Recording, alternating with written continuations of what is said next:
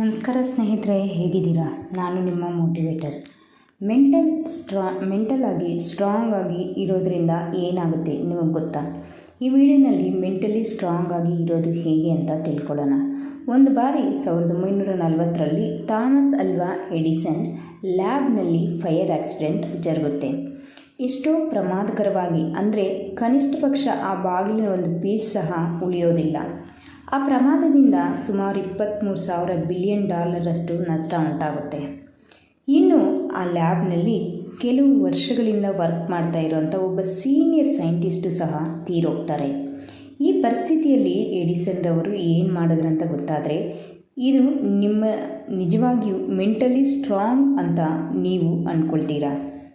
Fire accident ಮುಗಿದ ಮೇಲೆ ಅವರು ಒಂದು ಪ್ರೆಸ್ ಮೀಟ್ನಲ್ಲಿ ಒಂದು ಒಳ್ಳೆ ಮಾತನ್ನು ಹೇಳ್ತಾರೆ. ದೇವ್ರೇ, ಇಲ್ಲಿವರೆಗೂ ನಾನು ಮಾಡಿರೋ ಎಲ್ಲ ತಪ್ಪುಗಳನ್ನೆಲ್ಲ ಸುಟ್ಟು ಬೂದಿಯಾಯಿತು. ಈಗ ಮತ್ತೆ ನಾನು ಹೊಸದಾಗಿ ಪ್ರಯತ್ನ ಪಡಬಹುದು ಅಂತ ಅವರು ಹೇಳ್ತಾರೆ. ಈ ಒಂದು ಮಾತಿನಲ್ಲಿ ಗೊತ್ತಾಗುತ್ತೆ ಮೆಂಟಲಿ ಸ್ಟ್ರಾಂಗ್ ಆಗಿರೋರಲ್ಲಿ ಒಂದು ಬೆಸ್ಟ್ ಕ್ವಾಲಿಟಿ ಇರುತ್ತೆ ಅಂತ.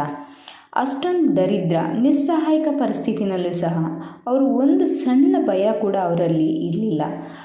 ಅವರೇ ಧೈರ್ಯ ತುಂಬಿಕೊಳ್ತಾ ಮುನ್ನಡೆಯೋದಕ್ಕೆ ಶುರು ಮಾಡಿದ್ರು. ಪಾಸಿಟಿವ್ ಅಪ್ರೋಚ್ನಿಂದ ನಾವೆಲ್ಲರೂ ತಿಳ್ಕೋಬೇಕಾಗಿರೋದು ಏನಂದರೆ, ಯಾರೊಬ್ಬರು ಸಹ ಹುಟ್ಟಿನಿಂದಲೇ ಸ್ಟ್ರಾಂಗ್ ಆಗಿರಲ್ಲ. ಒಳ್ಳೆ ಎಕ್ಸಸೈಸ್ ಆ್ಯಂಡ್ ಒಳ್ಳೆ ಡಯಟ್ನಿಂದ ಯಾವ ರೀತಿ ನಾವು ಫಿಟ್ ಆ್ಯಂಡ್ ಫಿಸಿಕಲಿ ಸ್ಟ್ರಾಂಗ್ ಆಗಿ ಬದಲಾಗ್ತೀವೋ, ಅದೇ ರೀತಿ ಕೆಲವು ಹ್ಯಾಬಿಟ್ಸ್ನ ಪ್ರಾಕ್ಟೀಸ್ ಮಾಡೋದ್ರಿಂದ ನಾವು ಮೆಂಟಲಿ ವೀಕ್ ಪರ್ಸನ್ಸ್ ಕೂಡ ಇದ್ದರೂ ಕೂಡ ಒಂದು ಮೆಂಟಲಿ ಸ್ಟ್ರಾಂಗ್ ಆಗಿ ಬದಲಾಯಿಸ್ಕೊಳ್ಳೋದಕ್ಕೆ ಶುರು ಮಾಡಬಹುದು. ಮೆಂಟಲಿ ಸ್ಟ್ರಾಂಗ್ ಪೀಪಲ್ ಹ್ಯಾಬಿಟ್ಸ್ ಬಗ್ಗೆ ಈ ಒಂದು ವಿಡಿಯೋನಲ್ಲಿ ನಾವು ತಿಳ್ಕೊಳ್ಳೋ ಪ್ರಯತ್ನ ಮಾಡೋಣ. Number 1, power of silence. Human psychology ಪ್ರಕಾರ ಒಂದು ತುಂಬ ಇಂಪಾರ್ಟೆಂಟ್ ಒಂದು ಕೊಟೇಶನ್ ಏನಂದರೆ, sacrifice gives resilience builds strength builds power and power builds purpose. ಈ ಕಾನ್ಸೆಪ್ಟ್ನಲ್ಲಿ ನಮಗೆ ಅರ್ಥ ಆಗಬೇಕಾಗಿರೋದೇನೆಂದರೆ, ಒಂದು best example top Indian cricketer Virat ಕೊಹ್ಲಿನ ತಗೊಳ್ಳೋಣ. ಒಂದು ಆರ್ಟಿಕಲ್ನಲ್ಲಿ ವಿರಾಟ್ ಕೊಹ್ಲಿ ಬಗ್ಗೆ ಈ ರೀತಿ ಓದಿದ್ವಿ: ಸೋಲೆ ಬಟರ್ ಆ್ಯಂಡ್ ಬಟರ್ ಚಿಕನ್. ತುಂಬ ಚೀಸಿ ಫುಡ್ ಅಂದರೆ ಅವ್ರಿಗೆ ತುಂಬ ಇಷ್ಟ. ಅವ್ರಿಗೆ ಪ್ರಾಣಕ್ಕಿಂತ ಹೆಚ್ಚಾಗಿ ಇಷ್ಟಪಡ್ತಾರೆ ಆ ರೀತಿ ಒಂದು ಫುಡ್ನ ತಿನ್ನೋದಕ್ಕೆ. ಆದರೆ ಅವರು ಈ ಮಧ್ಯೆ ಟ್ವೀಟ್ನಲ್ಲಿ ಅವರು ಈ ರೀತಿ ತಿಳಿಸಿದ್ದಾರೆ: ಅವರ ಹೆಲ್ತ್ಗೋಸ್ಕರ ಚೋಲೆ, ಬಟರ್ ಚಿಕನ್ ಈ ರೀತಿ ಎಲ್ಲ ಒಂದು ಫುಡ್ನ ಸೈಡ್ಗಿಟ್ಟಿರೋದಲ್ಲದೆ ಕನಿಷ್ಠ ಪಕ್ಷ ಕಾಫಿನಲ್ಲಿ ಶುಗರ್ ಕೂಡ ಅವರು ಹಾಕ್ಕೊಳ್ಳಲ್ಲ ಅಂತ ಟ್ವೀಟ್ ಮಾಡಿದರು. ಯಾಕಂದರೆ ಅದು ಸಹ ಒಂದು ಫ್ಯಾಟ್ ಕಂಟೆಂಟ್ ಇರುತ್ತೆ ಅನ್ನೋದರಿಂದ. ಅಷ್ಟೊಂದು ಇಷ್ಟ ಆಗಿರೋದನ್ನೆಲ್ಲ ಹೆಲ್ತ್ ಪರ್ಪಸ್ಗೋಸ್ಕರ ಅವರು ಯಾವ ರೀತಿ ಸ್ಯಾಕ್ರಿಫೈಸ್ ಮಾಡಿದ್ರು, ಏನಕ್ಕೆ ಆ ರೀತಿ ಮಾಡಿದ್ರಂದರೆ ಅವರ ಒಂದು ಫಿಟ್ನೆಸ್ಗೋಸ್ಕರ ಆ್ಯಂಡ್ ಅವರೊಂದು ಫಿಟ್ ಆಗಿದ್ದು ಟೀಮ್ನ ಗೆಲ್ಲೋದಕ್ಕೋಸ್ಕರ. ಫ್ರೆಂಡ್ಸ್, ಯಾರೊಬ್ಬರ ಒಂದು ಸಕ್ಸಸ್ ಸ್ಟೋರಿ ಕೂಡ ಸ್ಯಾಕ್ರಿಫೈಸ್ ಅನ್ನೋದಿಲ್ಲದೆ ಕಂಪ್ಲೀಟ್ ಆಗಲ್ಲ. ನಮ್ಮ ಲೈಫ್ನಲ್ಲಿ ನಾವು ಮಾಡಬೇಕಾಗಿರೋ sacrifice like addictions or junk food, social engagement platforms. Mentally strong ಆಗಬೇಕಂದ್ರೆ ಈ ರೀತಿ ಎಷ್ಟೋ ಒಂದು ಸ್ಯಾಕ್ರಿಫೈಸ್ ಮಾಡಬೇಕಾಗುತ್ತೆ. ಇನ್ನು ನೀನು ಗೆಲ್ಲಬೇಕಂದ್ರೆ ಸ್ಯಾಕ್ರಿಫೈಸ್ ತಪ್ಪದೇ ಮಾಡಲೇಬೇಕಾಗುತ್ತೆ. Habit number 2, embracing failures. Mistakes ನಿಮ್ಮೆಲ್ಲರಿಗೂ ಎಂಬ್ರೇಸಿಂಗ್ ಫೇಲ್ಯೂರ್ಸ್ ಆ್ಯಂಡ್ ಮಿಸ್ಟೇಕ್ಸ್.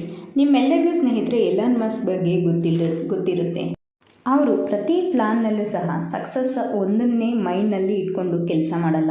ಅವರು ಒಂದು ಕಾನ್ಫರೆನ್ಸ್ನಲ್ಲಿ ಈ ರೀತಿ ಹೇಳ್ತಾರೆ: I want to be able to make sure that enough potential capital to survive at least 3 consecutive failures. ಇದರಲ್ಲಿ ಎಷ್ಟೊಂದು ಡೆಪ್ತ್ ಮೀನಿಂಗ್ ಇದೆ ಅಂದರೆ, ಒಂದು ವೇಳೆ ಅವರು ಅಪ್ಲೈ ಮಾಡಿ ಸಕ್ಸಸ್ಗೋಸ್ಕರ ವೆಯ್ಟ್ ಮಾಡ್ತಾ ಇರೋ ಪ್ರತಿ ಪ್ಲ್ಯಾನ್ನಲ್ಲೂ ಸಹ ಸಕ್ಸಸ್ ಒಂದೇ ಮಾತ್ರ ಇಟ್ಕೊಂಡು ಸ್ಟಾರ್ಟ್ ಮಾಡಲ್ಲ. ಅವರು ಒಂದು ಫೇಲ್ಯೂರ್ನ ಸಹ ಮೊದಲೇ ಆಲೋಚನೆ ಮಾಡ್ತಾರೆ. ಸಕ್ಸಸ್ ಆದರೆ ಆಲ್ ಈಸ್ ಗುಡ್, ಆದರೆ ಫೇಲ್ ಆದರೆ ಮಾತ್ರ ತಮ್ಮ ಒಂದು ಮಿಸ್ಟೇಕ್ಸ್ನ ಸರಿ ಮಾಡಿಕೊಂಡು ಮತ್ತಷ್ಟು ಸ್ಟ್ರಾಂಗ್ ಆಗಿ ಬೌನ್ಸ್ ಬ್ಯಾಕ್ ಆಗೋದಕ್ಕೆ ಅವರು ರೆಡಿಯಾಗಿರ್ತಾರೆ. ನೀವು ಕೂಡ ರೆಡಿ ಇದ್ದೀರಾ? Habit number 3, love your self. ಒಂದು ದಿನ ನಮ್ಮ ಒಂದು ಫ್ರೆಂಡ್ ಆಫೀಸ್ಗೆ ಹೋಗಿದ್ದೆ. ಅಲ್ಲೊಬ್ಬ ಹುಡುಗ ತುಂಬ ಸಣ್ಣಕ್ಕೆ ಈಗ ತಾನೇ ಎಜುಕೇಷನ್ ಮುಗಿಸಿ ಜಾಬ್ಗೆ ಜಾಯ್ನ್ ಆಗಿರೋ ಥರ ಕಾಣಿಸ್ತಾ ಇದ್ದ. ಅವನ ಏಜ್ ಕೂಡ 25 ಒಳಗಡೆ ಇರಬಹುದು ಅಂದ್ಕೊಂಡೆ. ಆದರೆ ಆ ಹುಡುಗನ ನೋಡಿದ್ರೆ ಯಾರಾದರೂ ಯಾಕೆ ಇಷ್ಟೊಂದು ವೀಕ್ ಆಗಿದ್ದಾನೆ ಅನ್ನೋ ಥರ ಕಾಣಿಸ್ತಾ ಇದ್ದ. ಆದರೆ ಸ್ವಲ್ಪ ಸಮಯದಲ್ಲಿ ಮೀಟಿಂಗ್ನಲ್ಲಿ ಆ ಆಫೀಸ್ ಬಾಸ್ ಪಕ್ಕ ಕುಳಿತಿದ್ದ. ನಾನು ಅಂದ್ಕೊಂಡೆ ಬಹುಶಃ ಆ ಹುಡುಗ ಆ ಬಾಸ್ನ ಮಗನಿರಬಹುದು ಅಂತ.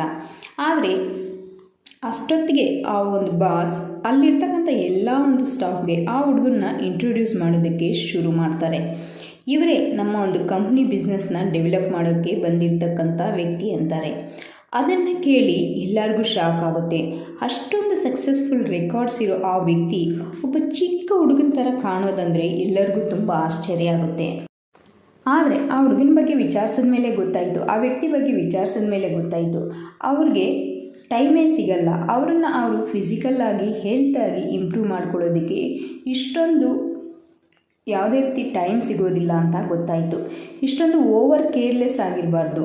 ನಮ್ಮ ಹೆಲ್ತ್ ಮೇಲೆ ನಾವು ಕಾನ್ಷಿಯಸ್ ಆಗಿ ಇರಬೇಕು, ಇಲ್ಲಾಂದರೆ ಫ್ಯೂಚರ್ನಲ್ಲಿ ತುಂಬ ಪ್ರಾಬ್ಲಮ್ಸ್ನ ಫೇಸ್ ಮಾಡಬೇಕಾಗುತ್ತೆ. Habit number 4, establishing boundaries.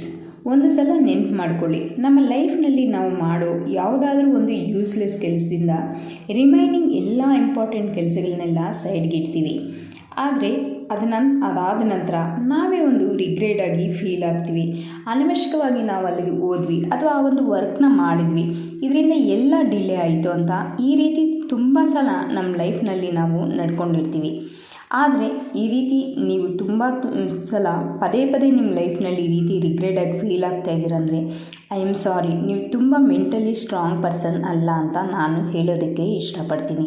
ಯಾಕಂದರೆ ಮೆಂಟಲಿ ಸ್ಟ್ರಾಂಗ್ ಪೀಪಲ್ಸ್ಗೆ ಯಾವಾಗ ಯಾರಿಗೆ ಎಸ್ ಹೇಳಬೇಕು ಅಥವಾ ನೋ ಹೇಳಬೇಕು, ಯಾವ ವರ್ಕ್ನ ಯಾವಾಗ ಮಾಡಬೇಕಂತ ಚೆನ್ನಾಗಿ ಗೊತ್ತಿರುತ್ತೆ.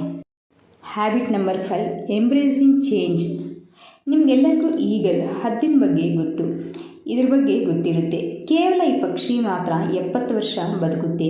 ಈ ರೀತಿ ಹೆಚ್ಚು ಕಾಲ ಬದುಕೋದಕ್ಕೆ ಈಗಲ್ ಒಂದು ಟಫ್ ಡಿಸಿಷನ್ನ ತಗೊಳ್ಳುತ್ತೆ.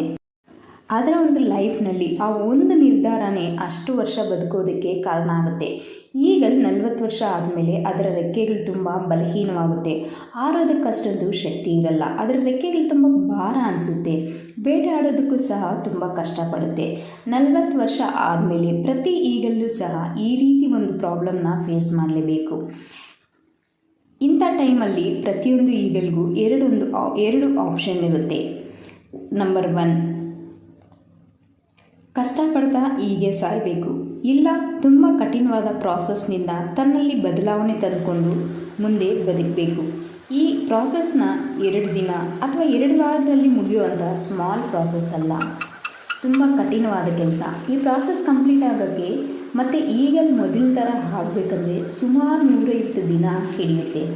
ಅದು ಒಂದು ದೊಡ್ಡ ಬಂಡೆ ಮೇಲೆ ಕೂತ್ಕೊಂಡು ತುಂಬ ಬಲವಾಗಿ ತನ್ನ ಮೂಗನ್ನು ಆ ಬಂಡೆಗೆ ಜೋರಾಗಿ ಹೊಡೆದು ಎಲ್ಲಿ ತನಕ ಅಂದರೆ ಆ ಹಳೆ ಮೂಗು ಕಳಚಿ ಬಿದ್ದೋಗಿ ಬೀಳೋ ತನಕ, ಆ ಮೂಗು ಬಿದ್ದೋದ ಮೇಲೆ ಹೊಸ ಮೂಗು ಬರೋ ತನಕ ಅದು ಅಲ್ಲೇ ವೆಯ್ಟ್ ಮಾಡುತ್ತೆ.